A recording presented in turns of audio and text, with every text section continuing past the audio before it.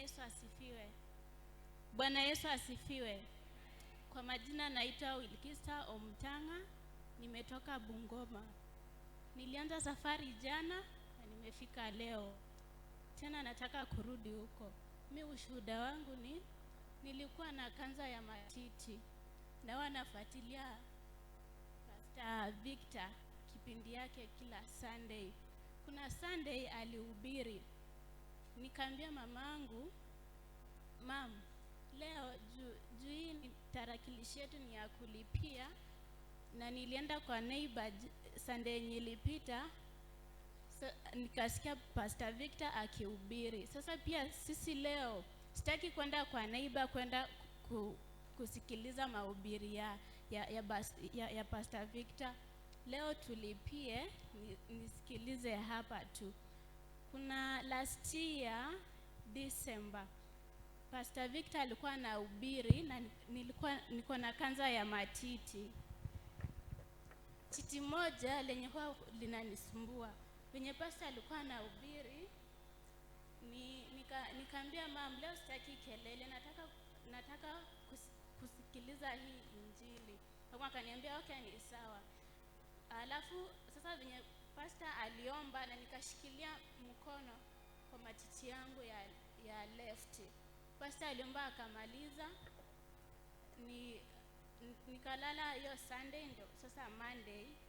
Sasa kuna usa kwa hii matiti. Sasa Sunday ndeni venye tulala Sunday ndeni Monday, na nikaona titi lenyewe likafanya nini? Likapasuka. Ndeni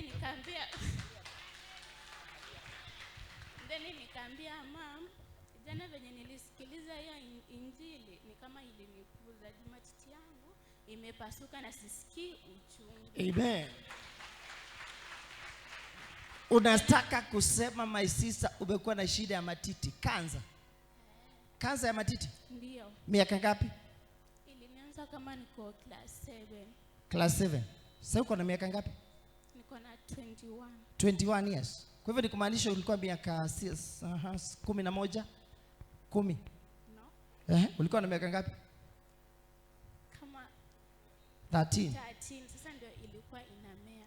Ndio hiyo kansa ilikuwa inamea. Sasa ni matiti kuanza kumea. Ikakuja na hiyo kitu. Ikakuja na hiyo kansa. Hiyo miaka yote umekuwa na kansa. Ukaona mtumishi kwa TV akiombea watu.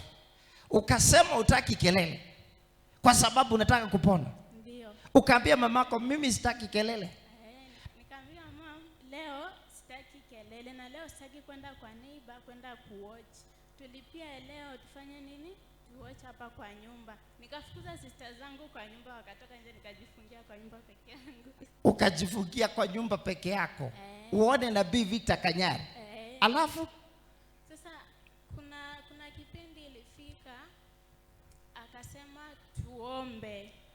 Hiyo sasa hata miakumba ndio nikashika hii mkono ya right hand, nikashika hii matiti ya left side. Then venye aliomba akamaliza, nikasema akasema kila mtu aseme amen, nikasema amen. Sasa hiyo Sunday then Monday. Monday ilikuwa kitu saa 2. Then nikaona tu matiti nini katoka ndani. Ikapasuka. Sasa kufinya hivi siku feel any pain. Mpaka leo usikiangi uchungu. Ulipona kabisa. Hata sijui unasikia kile anasema wewe. Wewe unajua nini anaongea? Kansa ya matiti. Mtoto mdogo 22 years, 21 years alipona. Pigia Bwana makofi mazuri jameni.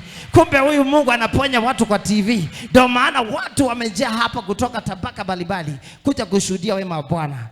Sasa 25th ilikuwa Sunday or Monday 25th. Nikaambia mam, hata mimi sina transport ya kwenda Nairobi, lakini Sunday inakuja nitahakikisha nimeenda. Mama akasema sasa tutatoa wapi hiyo transport ya kwenda? Nikasema mimi hata sitaki kujua, lakini nitaenda nifike. Amen. Sasa nilitoka jana, ilikuwa saa 5 juu sikuwa na transport ya kutosha. Nikatembea kutoka kwetu hadi Bungoma town. Sasa ndio nikapata gari hadi hapa town, ndio nimefika leo. Amen. Umetoka Bungoma kuja kushukuru Mungu wa Nabii Victor Kanyari ambaye alikuponya kansa. Hey, siupigie Bwana makofi mazuri. Mami, upone na upone kabisa, na Mungu akubariki sana.